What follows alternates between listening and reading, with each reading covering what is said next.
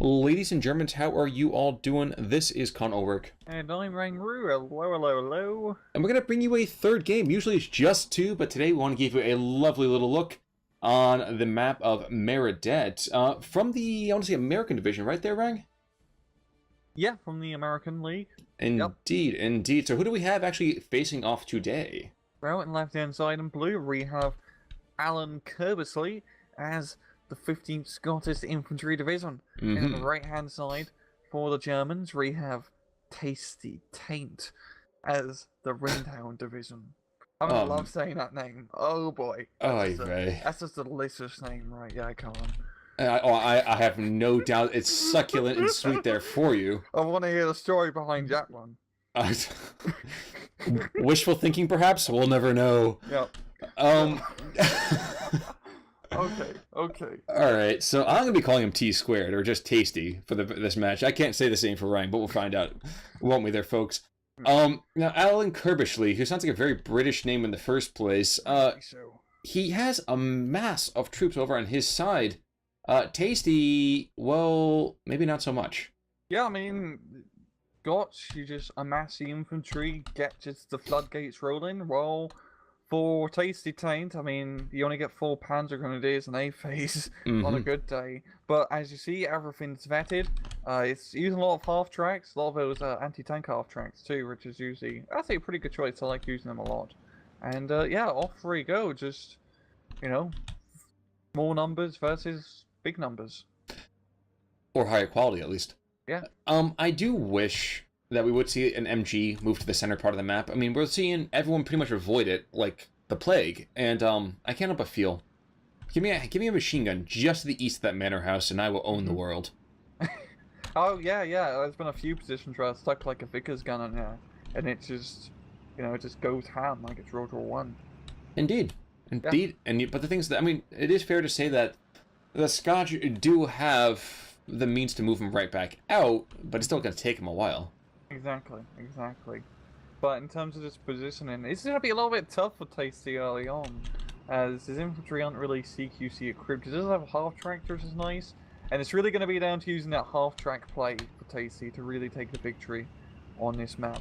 Down south, he's making a bit of a push here with the 2-3-4/3, which is something we never see, really.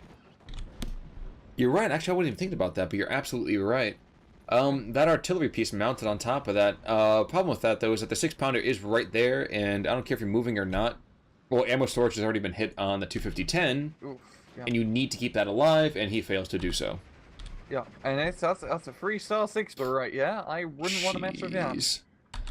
That 234 is going to be dead in 3 rounds, I'm calling it. That's 1. Yeah. Oh no, it might... Yeah, okay. That's 2. Yeah, 3 stars. And the Windhund responds by bringing a P3 up to the north, and really that'll do decently well until you hit that 6-pounder. Yeah. I mean, he can get like the Panzer Rifles early on, which is very lovely, but yeah, it's just those 6-pounders is going to be a pain in the ass. Losing another half track up north as well, it's just not working too well for Tasty. He loses the half track in the middle. I was going to be a surrender. Yeah, and... Or not. Yeah, no, just gets a machine gun to death, yeah. Wow. And, yeah, Windhund's a pretty tough division to play, especially on a map like this. Yeah, but at the same time, I feel like part of this is kind of self-inflicted. Yeah, Tasty has definitely made some not-so-tasty decisions. That is true. The taint does not seem particularly strong with him. But exactly. Both of his P3s going to the center part of the map, which makes a decent amount of sense. You're avoiding the 6-pounders, you're keeping the infantry at bay, and as long as you stay outside that, I always want to say 250, but just 200-meter range of those peons, you're going to be just sitting pretty. Yeah, the problem is there we got 2 Stuarts being brought out of Malin, and, the Panzer IIIs do have the veterancy advantage on them, but still, that's quite a pain to deal with, I'd have to say. And I don't know what really Taint could do early on now. He's pretty much choke pointers as 6-pounders pretty much everywhere, especially along the southern side, because that'd be the best place for Tasty to make an attack, but I don't really see him like making any headway early on, and for in town, you kind of want to be making a headway early on. Very, very true. Actually, kind of unfortunate for the Windhound, especially in this matchup. They barely have any econ advantage in the beginning, and it only really gets worse for them as the game goes further and further on. Yeah, especially B phase. That's a bit tough with that 20-point disadvantage.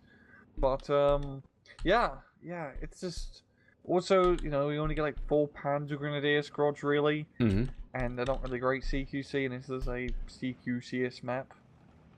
Well, the second or is it the third of those is being brought on in right about now. Yeah, just the second one, I believe. And the Scotch are just, meanwhile, just slowly building up their forces. I cannot help but feel if they put a bunch of troops in the center part of the map, they would just rupture the entire German position. Yeah, especially if you just get rifles all over the forest. It's just you're good. You're just good. We have Piat here and there as well. No attack is going to be happening. For Taint, he really should think about getting a Panzerwerfer. That's true, but that would require him to save up for a little bit of time here, though, too. And he doesn't seem to be saving. That's true. I was going to make the comment about, even more so than that, he seems to desperately need troops to kind of buoy his, let's call it, sagging lines. Yep, those are definitely a bit saggy. And what's more than that, it looks like we are going to be seeing a bit of a camel's foot here in the south, if you know what I mean. As that Pack 38 is going to go and try to push back. Nope, I can't even see the universal carrier anymore. I thought he was going to maybe at least get a safe kill here, but no such luck. No. But, yeah, this is just... I don't know, it's just a tough position here for him, and really, I want to get that Panzerwerfer up. He really needs that Panzerwerfer. He wants to make anything happen. Fortunately, it's only a +1 disadvantage right now, so it's not, it's not too bad. It's not like a major breakthrough is happening. That's true. And at the same time, though, at least he's getting small victories here and there. Like, hey, look, I just took out 2 scouts. Yay! Yeah, exactly. Just you gotta count your blessings when you got him, especially when you don't have much to begin with. I was gonna say, yeah, ignore all the flaming piles of burning wreckage across the map. Yeah. They mean nothing. Yeah. But we killed 2 British guys. There we go. Not even British guys, Scotch guys. Oh god. So they're kind of like barely human. I mean, in the context of this game, I think the Scots are amazing. Napoleonic Wars, go Scots. I'm gonna get flamed. Someone's gonna flame me. He's getting another Panzer III. What? Why is he getting another Panzer III? And it's a PL too, for that matter. Come on. Oh, jeez. Just get a Panzer. This is forest. Like the Panzer III up north is getting forced to retreat because of that 6-pounder, yeah. And yeah, that's not good. That's not good. You got an AT gun up north, which and the half track. I do like that combo. It's a pretty awesome unit combo, but you need to Panzerwerfer. I know. I completely agree with you. Glad we can both agree on that. Why are we whispering? I don't know. We need to make sure Alan can't find out about his secret plans. But it doesn't look like Alan really needs the help right now. He's going up 55% pretty quickly here. 54. There's at least 54. Now, interesting thing to me. You never see the Panzer IIIL, mostly because most players just know better than to bring it. But it's very, very shocking for me also to find that this MG42, excuse me, is going to walk into this house. Never mind. He would attack moving into the house. Folks, let's remember out there, when you're telling somebody to attack move, especially a support squad, you cannot click a garrison. No, look at Stuart. He's coming in for the flanker Rooney here. He's probably going to get killed by the Panzer III, to be honest. Nah, he's just going to back up and be fine. Yeah, but he knows that, now. Or he probably knows that to begin with, but still, that's a rather nasty position for Stuart to be in. He's poking out his head once again. The Panzer III is probably going to go first, sure. Ooh, he takes one out and buys it in return. Oof. So he sees his shadow just before he dies, and it does mean 6 more weeks of winter. Especially, well, an eternity spent in a cold, dark place for him. But he takes out the anti-tank Panzer, which is always kind of funny for me. And yeah, and another freaking one being brought on in. That's like from Reservoir Dogs right here. Yes, it is. But geez, another, your tank division, I get it, but this isn't the time for tanks. This is the time for prayer. Yeah. And crusades. Many, many crusades. That is food. Indeed. And another freaking tank being brought on in. So, TastyTaint apparently has a strange taste in his mouth. And I'm betting it's going to be rather bitter for him. Especially when you look to the north, this Stewart is just going to have a field day. Yeah. That's one. And where's the other surrender in a second? It's going to be surrender even on this leader group in a moment, I imagine. Well, no. Yeah, good point. Oh no, but the other Panther's coming on up. So if he can reverse this momentum right here, he might have a chance to stabilize. Yeah. And I can't help but stress might. I'm sorry, yes? Might. But if he can at least hold out for another minute, break the B phase, maybe get some water half tracked out, some pioneers at least, he can make something happen. But yeah, it's not looking too good for Rintown. You know, at the same time, Rintown is probably like the worst. It is the worst Panzer Division game, to be entirely honest. If you want to play an aggressive Panzer Division in this day and age, play 9th or play 2nd. It's usually your two best bets. Not even the 21st? We're going to leave Rommel Circus out of this? 21st is pretty good, but... Oh no, it's just, it pales in comparison. It pales in comparison. A little bit slow. Like, 2nd and 9th, you can make some lightning, like, you could say almost like lightning raw maneuvers through enemy lines if you know how to attack properly. Well, like, 21st is much more, like, they're really good at slogging it out early on. It's usually like the Run Bar and the Run 05 carrier thing now. But not as great, I'd say, for, like, crazy major breakthrough early on. Now, one thing that always confuses me, and we just see the other 250-10 go down in the north, which prompts this particular observation. But, if you're trying to get rid of an anti-tank gun, don't send in a vehicle to do it. But if maybe it'll run out of ammo eventually and you can kill it. Well, we talked about this last game. I mean, there was what was it, the whole Ram 2 that has 92 rounds. Yep. Ugh. I mean, you need a lot of tanks to make run out of ammo, or just run very, very well-armored King Tiger. Also true. Also true. And we are into Phase B here, so will we see any kind of real oomph coming on through? We are going to see a ME-109 ground attack coming. Oh no, Focke-Wulf, excuse me. And he does get a nice little bit of shellacking on to this 6-pounder, but there still is that lovely, lovely Churchill 5. Yeah, and... yeah, Churchill's just going to be a bit of a pain in the ass trying to exactly go through it with no anti-tank weaponry. And I'm really hoping Tasty gets some infantry and gets some artillery in this next, like, income tick. I really hope so. Yeah, so do I, but I'm not holding my breath at all for this. And it seems like Scotland will make a very slow but eventual breakthrough down south, maybe. It's not really anything he had to stop in. The Churchill can deal with that Pack 38. Well, they took another P3 in the center as well, so now we're down to 3 rather. Befehler up north, and then 2 of the PLs. And the 6-pounders moving on up to remove the last German unit, really in about 400 meters in either direction of the middle. Yeah. And we're also seeing a Churchill Mark 7, the god almighty 15 armor Churchill. And a command one at that, too. Yeah, and it's going to be a good one, because a B-phase for Ringtowns, they don't really get... or they get, like, Panzer IVs, but that's going to be a pretty tough time penetrating the thick skin of that Churchill tank, and there we go, Allies already at +2. Indeed, there goes the half-track now, and I wouldn't be surprised to see a +3 coming out of this without too much longer. Yeah, I mean, this whole middle section has just collapsed completely. Well, the south of the matter isn't much better, so this Cromwell to the south just kind of slowly jaunting on forward, and even though we'd find one of those Vickers guns getting taken out, I still don't feel there's a whole lot to write about home for TastyTaint. Yeah, it's just... it's not going around. Scouts are going to spot the Pack 38. Going to give a Churchill time to return fire. And, yeah, it usually doesn't like being shot at by a 95mm howitzer, as you can tell. Well, when the Bofors is taking on out... when the Bofors takes out a Pigren, that's when you know it's time to call it. It's time to call it already. I do not see the Windhund coming back from this. Exactly. Want to go times 2? Yeah, sure. How about 1640? 3, 2, 1, go. Alrighty, in the meantime though, so, Germans are outsized again. Yeah, the Germans actually overall are outnumbered by just the rifle squads in the map. Forget the vehicles. Actually, they might even be outnumbered by the amount of universal carriers. Yeah. 1, 2... What is Tasty saying? 3, 4... If we get like one Panther or something like that, I'd be depressed. He can't even get a pound from B-Face. So But what is he saving you for? understand my point. I know. Yeah. It's probably gonna be like a bunch of airplanes or something.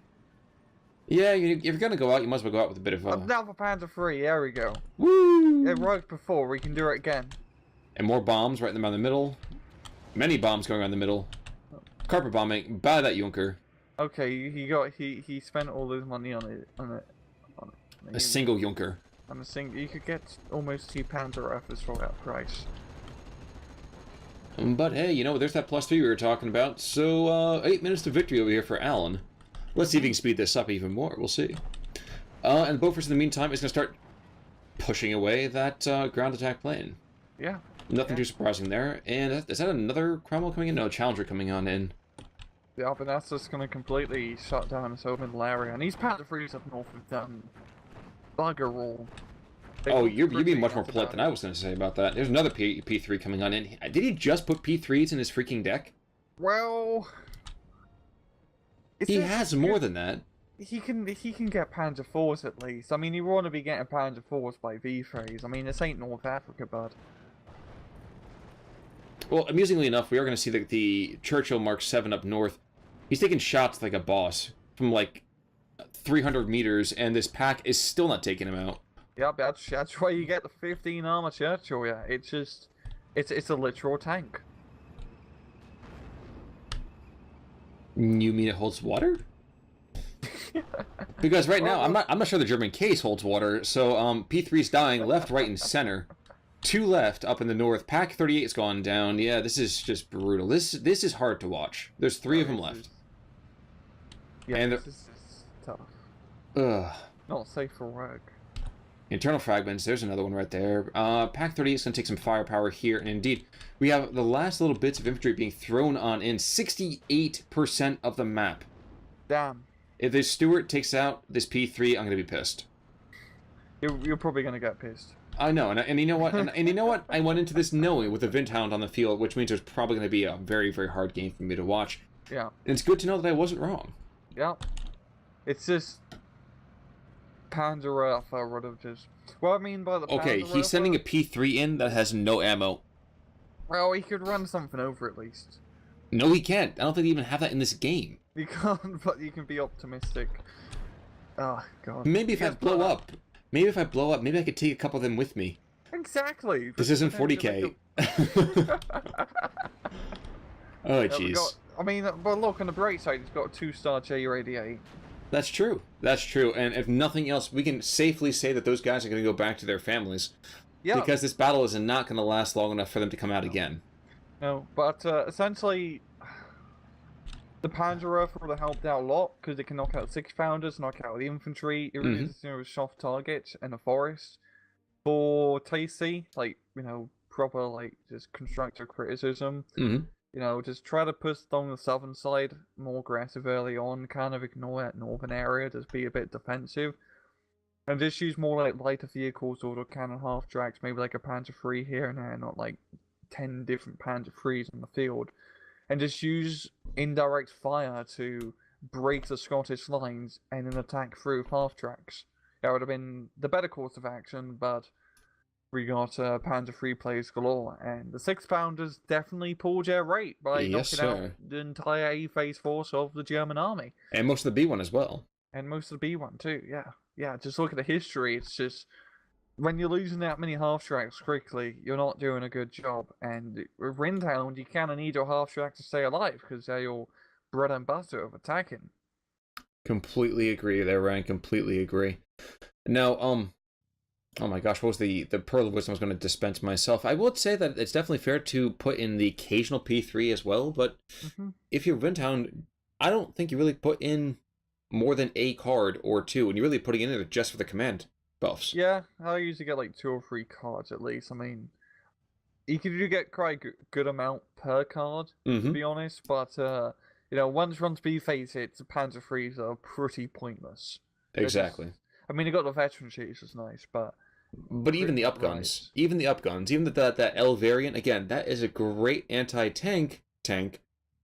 for about 4 years ago. It doesn't work the same way anymore. You have to keep this. Keeping that 250/10 or up early on is definitely going to help them be a lot more durable too. The Windhund, they have great half tracks. You have to use them properly. Yeah, it's just about using the half tracks and playing in an open field and just hopefully making a breakthrough. It's harder now. I mean, once again, you should play second or ninth Panzer if you want to do like a major breakthrough A-phase division. But yeah, also the map did not help him at all. That is certainly fair. In any case, though, Tasty, you had a good run of it, but unfortunately, we come up a little bit sour today. Yeah. And Alan, well, cheerio there, old chap. Well done with getting the W. Yeah. And that's going to end our week of league coverage. So, Rang, any final thoughts? Nope, I'm good. Sounds good. Folks, we'll see you next week with more Steel Division Normandy 44. Take it easy.